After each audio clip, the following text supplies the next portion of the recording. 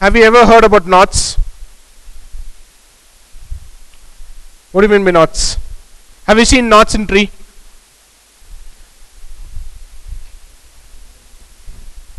Let's take timber.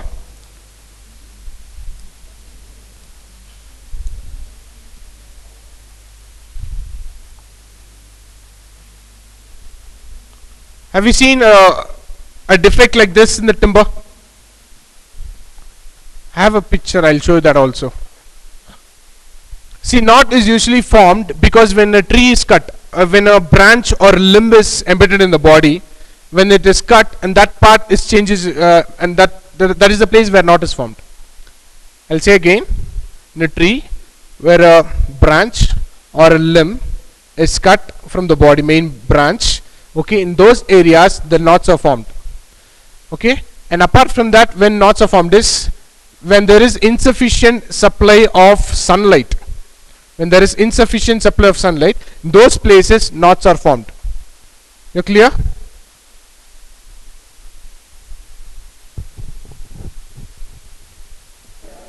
See, when knots are formed, it reduces the strength of the timber. Note on that. When knots are formed, it reduces the strength of timber. So how is knot is formed? How knot is formed? Guys, listen. When a branch or limb is embedded in the body, which is connected to the body, is cut, what happens? Knot is formed there.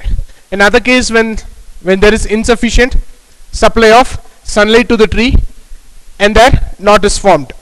Okay, when knot is formed, it reduces what? The strength of the beam. Okay.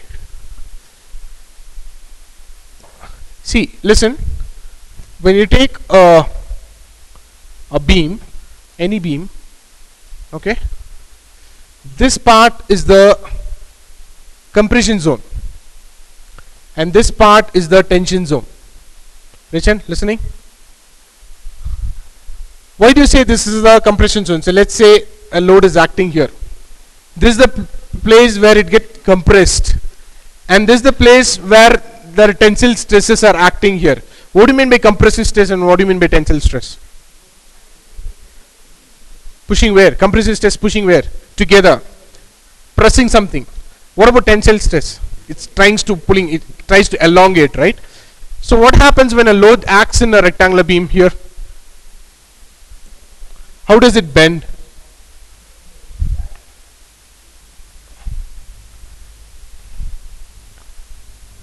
Let's take like this, okay? This is the original. This is the change in length, right? So it gets changed. So this part gets compressed, right? Yes or no? And what happens to this part? What happens to the bottom part? Yes, but then it elongates, right? So there are two portions, right? Compression zone and tension zone. You're clear with that? Do anyone have doubt with which is compression zone and which is tension zone? You're clear with compression zone? See, when knots are formed in this zone, okay, it affects the timber very less. But when the knots are present in the bottom of the beam, it affects the timber more. Clear? I say again, when the knots are formed in the top of the beam, the strength is getting reduced less. Okay, when the knots are produced or seen in the bottom of the beam, what happens?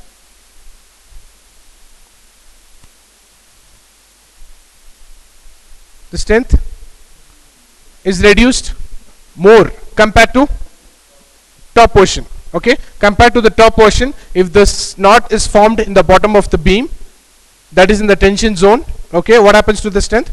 It gets reduced. So when you guys come to the RCC structure, I'll explain why it is happening like that. Okay, and I'll explain why we are providing reinforcements in the concrete structures. Even in the concrete rectangular beam, you have tension zone and the compression zone.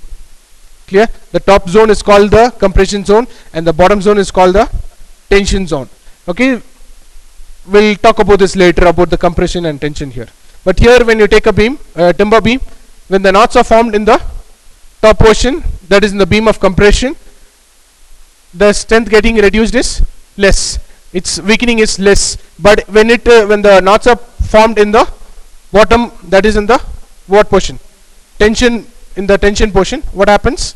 The strength getting reduced is more. Okay. Usually the top portion, okay, see, listen, usually the top portion is it tries to resist the loads acting from the above. Usually the top portion has to be more stronger, but the bottom portion tries to elongate.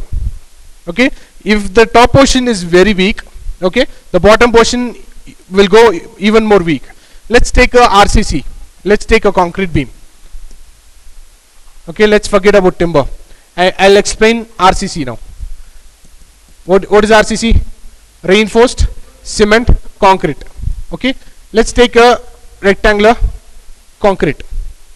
Concrete is good in compression and it's weak in tension. For that reason, what are we doing it? We are providing, that is reinforced, that we are providing steel bars. So this portion is this is tension zone and this is compression zone. So where are we applying the reinforcement? First we apply tension reinforcements, that we provide the steel bars in the tension zone only and not in the compression zone. Okay, when you provide reinforcements in both the zones, okay, that is for high rise buildings, for carrying to resist more loads. When you provide reinforcements in both the zones, then you call it as doubly reinforced. But when you provide reinforcements only in the tension zone, then you call it as singly reinforced. First you used to provide reinforcement only in the tension zone, not in the compression zone, because it is good in compression but it's very weak in tension. It is very bad in tension. So we tend to provide the steels in the tension and not in the compression first. The similar way, just relate it with the timber. Clear? Another defect in the timber is vein. Have you heard about vein?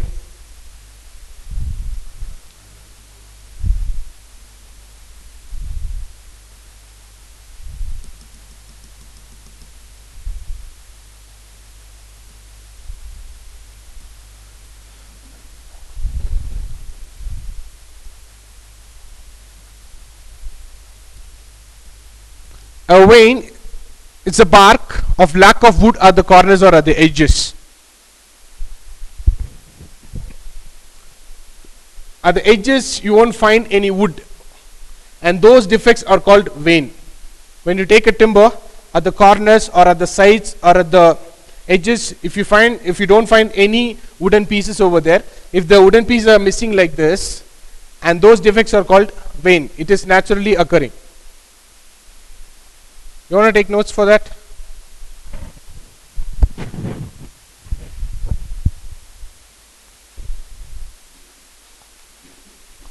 We can avoid that by properly squaring or by properly cutting. So when you take a timber like this, what you can do is you can square the timber like this. You can cut down this portion.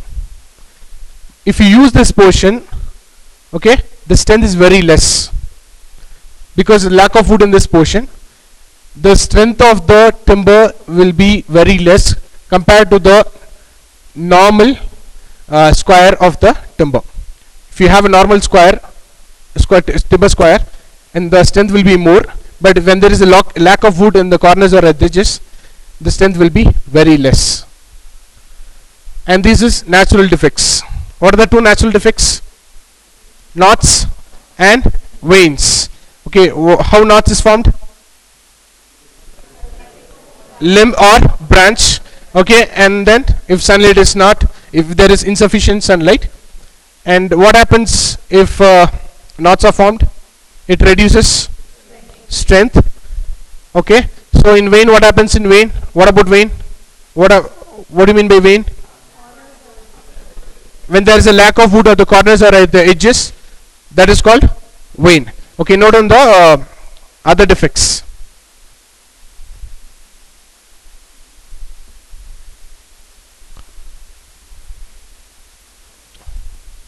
Artificial or other defects.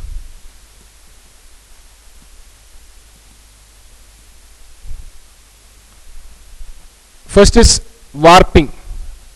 Have you heard about warping? What do you mean by warping? Huh? What do you mean by warping? Guys, don't sleep. Shrinkage. What do you mean by distortion? What do you mean by distortion?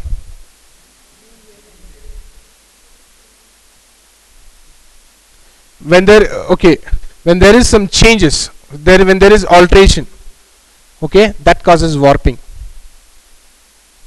Okay, note down for warping.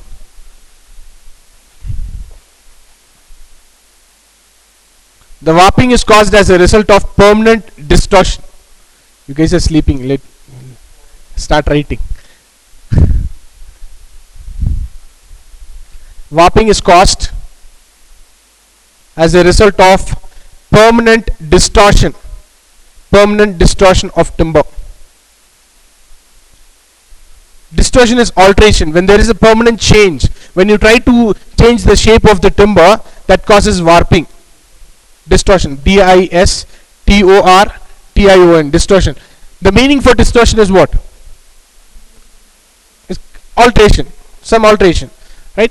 So when you take a timber, you intentionally tend to what? Change its shape. Okay, and that causes warping. And warping includes three things.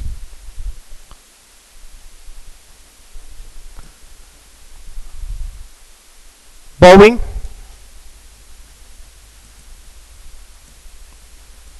cupping, twisting. Bowing, cupping and twisting. Warping includes what? Bowing, cupping and twisting. Have you seen a bow? Have you seen a bow? Do you know the shape of a bow? Kind of C, not exactly C.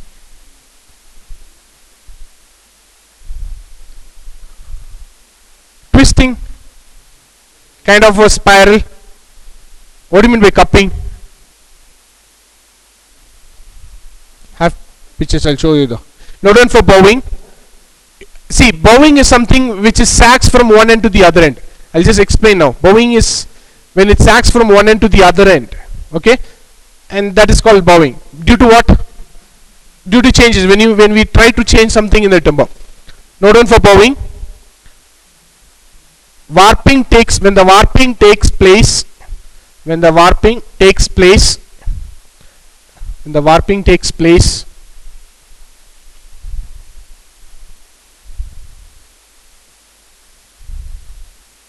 form of sagging from one end to the other along the longitudinal direction. Which is longitudinal direction? Which is longitudinal direction? This or this? How many of you say this direction? This direction.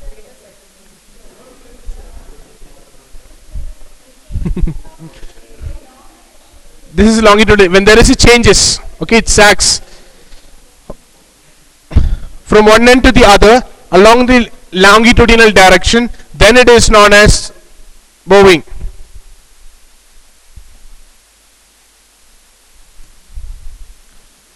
Okay, next note on for cupping. Cupping. When the warping takes place across the width of the timber board, then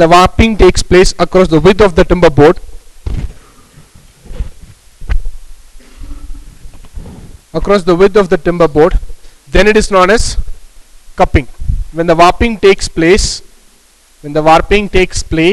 across the width of the timber board,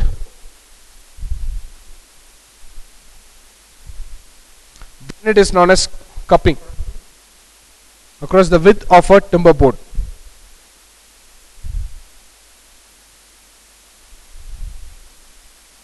Okay, twisting. When the warping takes place in spiral form, in spiral form, in longitudinal direction, then it is known as twisting.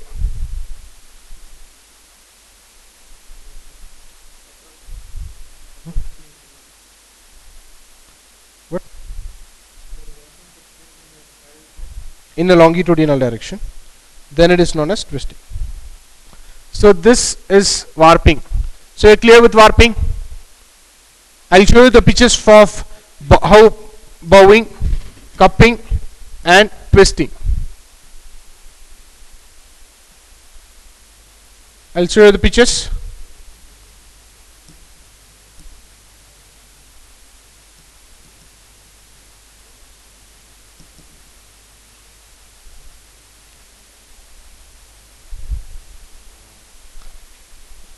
Can you guess what is this? Is it in an exact shape?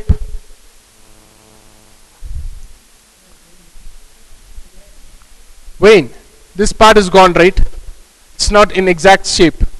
So this is vein.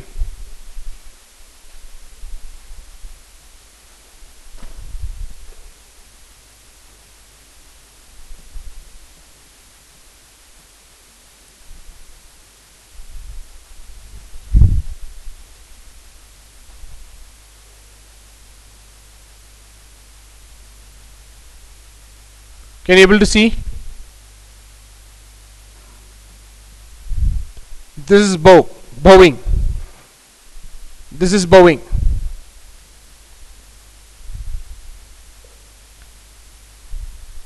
And this is cup.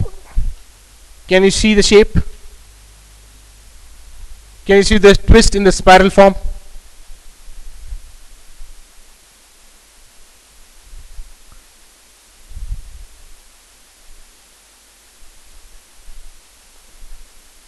We'll proceed now to the next defects.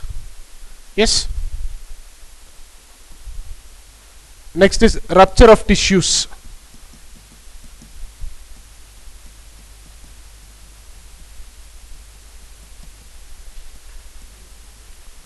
Rupture of tissues.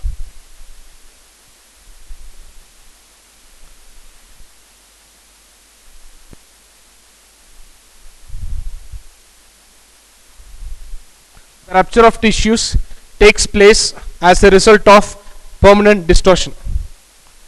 The rupture of tissues takes place as a result of permanent distortion.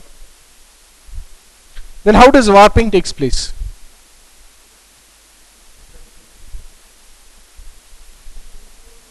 The rupture of tissues takes place as a result of permanent distortion. Then how does warping takes place? Huh? Even the warping takes place as a result of permanent distortion. So what do you mean by permanent distortion? What do you mean by distortion? Just now I told you. It's alteration. When you try to change it permanently, okay, what happens? It causes the defects of warping as well as rupture of tissues. Warping includes what? Bowing, cupping and twisting. But the same way rupture of tissues includes splits,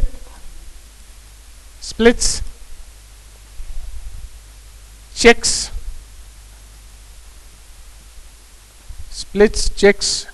and one more I forgot. Shake. Splits, checks and shake.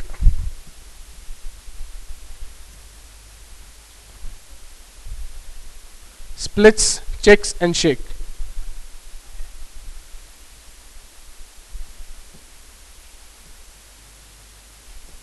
We'll come back to the sapwood and heartwood later.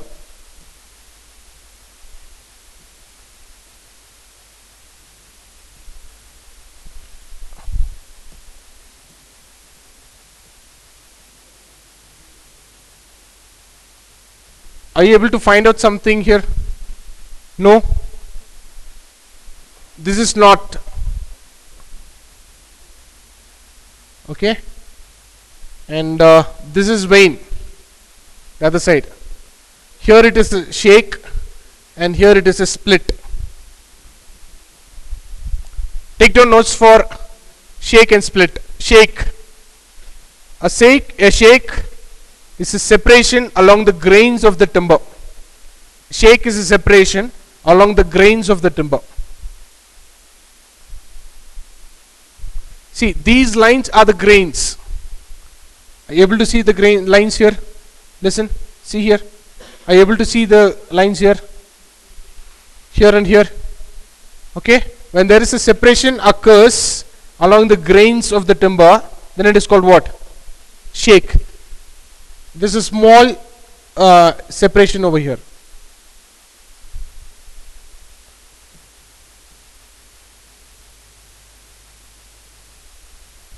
Next, note down for split.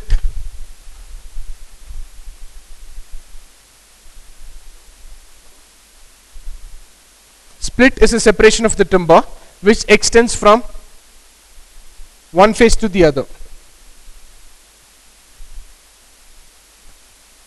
Split is a separation of timber which extends from one face to the other.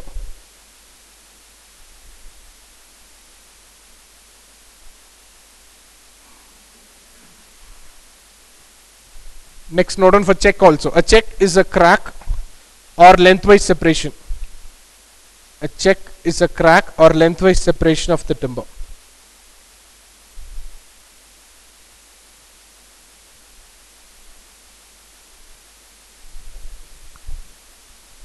Check is a crack or lengthwise separation of the timber.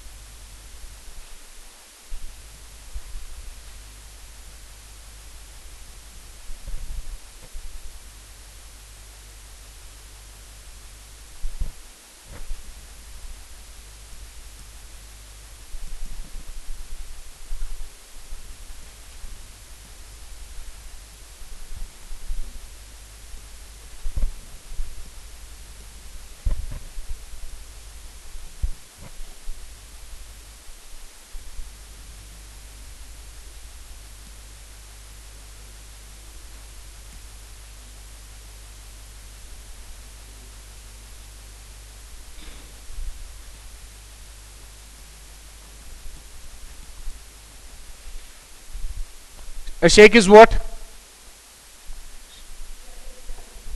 Separation along the grains of a timber. What about split? It's a separation of timber from one face to the other face. Clear?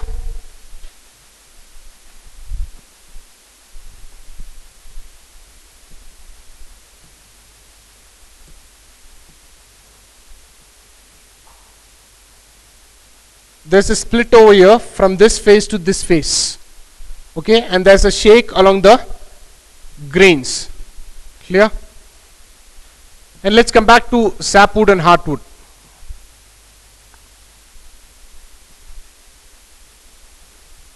See, this part is called the sapwood, the outer layer. Okay, the inside layer, this part is called the heartwood. Okay, we'll come back to dry rot and wet rot later. The outer layer, this part is called what? Sapwood. So when the tree grows, what happens to the sapwood? It joins to the heartwood, and it joins with the heartwood, and then it will be called as the heartwood, and the new sapwood will be formed at the outer layer. Clear? See, usually this is the sapwood. Okay, when the tree grows bigger and bigger, the sapwood goes in. Okay, and that is called as a heartwood, and the new sapwood will be formed out the outer layer. You want a notes for sapwood and heartwood? Take down notes for sapwood and heartwood. See, this is what? This is the vein. When there is a bark or vein, same. So when there is no wood, when there is lack of wood in this place, so this is vein.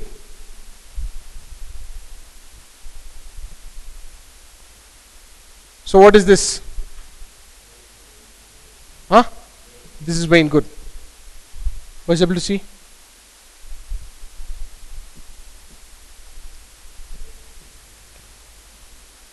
So can you see the difference between the sapwood and the heartwood?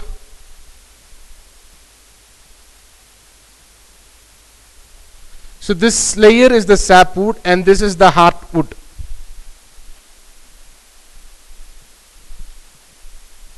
Take down notes for sapwood and heartwood.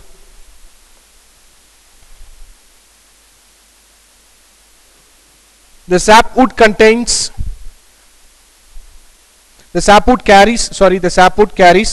sap from roots of the tree to leaves. Sap from roots of the tree to leaves. It's a solution actually. Sap is a liquid solution. Sapwood carries sap from the roots of the tree to leaves. It is not the definition about sapwood and heartwood, just notes about the sapwood and heartwood. The sapwood carries sap from roots of the tree to leaves. Full stop. The sapwood contains the living cells. The sapwood contains the living cells.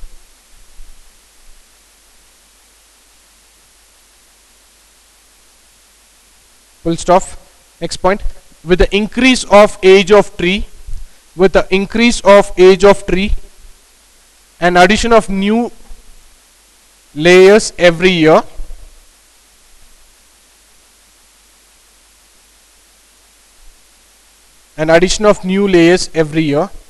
the sapwood gradually changes to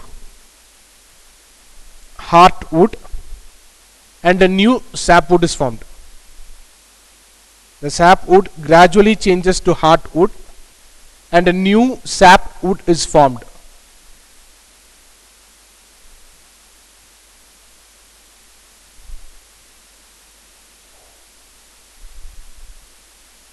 The older wood ceases to take part. Write fast. The older wood ceases, CEASES, ceases to take part in the growth activity. Full stop. The cells in wood die. The cells in wood die.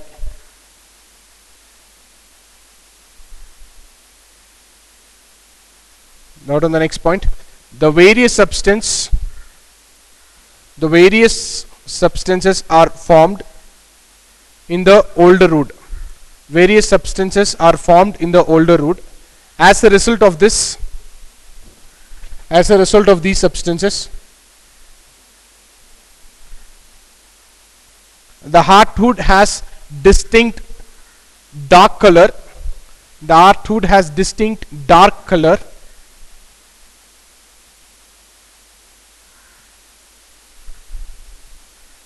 So can you see the heartwood has a dark color than the sapwood from the picture? The heartwood has a distinct dark color, and heartwood is more resistant to decay.